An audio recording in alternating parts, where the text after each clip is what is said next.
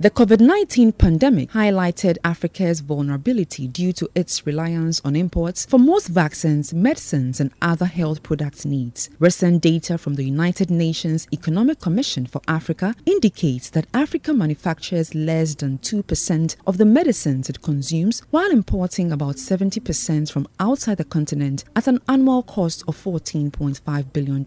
With the commencement of the African Continental Free Trade Area (AfTA, it is expected that the agreement can facilitate the creation of an environment conducive to establishing regional pharmaceuticals, which can be leveraged as a springboard for nurturing African multinationals and creating jobs and prosperity. Despite this, many stakeholders are calling for more to be done to grow the industry. Speaking during a CalBank Ghana National Chamber of Pharmacy Leadership Conversation Series in Accra, Chief Technical Advisor at the AfTA Secretariat, Prudence Sebahizi, is urging African governments to introduce strategies and invest more in the productive capacities of pharmaceutical companies on the continent. According to him, this will help build sufficient local capacity as part of the continent's long-term plan for reducing the sector's dependence on imports, as well as protect companies within the industry.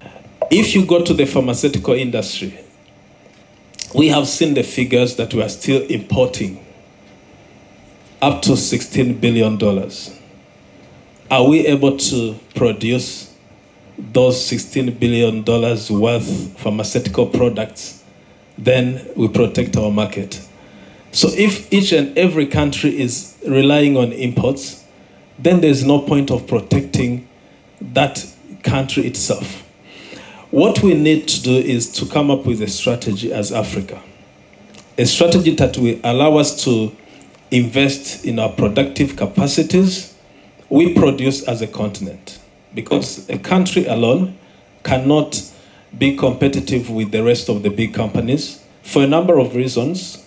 The market is small, the market we are protecting is small, but also the capabilities of those national industries are not to the level of those big companies. Noting that investment is crucial for the promotion of local pharmaceuticals manufacturing on the continent, Managing Director of CalBank PLC, Philip Oredu, called for more partnerships and investments in the development of critical drugs and improve the logistics necessary to boost the local production and supply of pharmaceuticals on the continent. We finance the whole value chain. I mean, we talk about projects, and we talk about the distributors, we talk about retailers.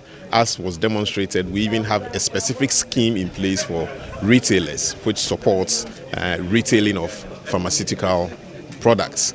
But in this, what we seek to play in the whole value chain, and not just about financing, but what sort of partnerships we can bring to bear when it comes to these in industries. We talked about cost of financing. How do we support the industry to minimize the cost of financing by partnering with institutions that can bring in other forms of financing which are much cheaper?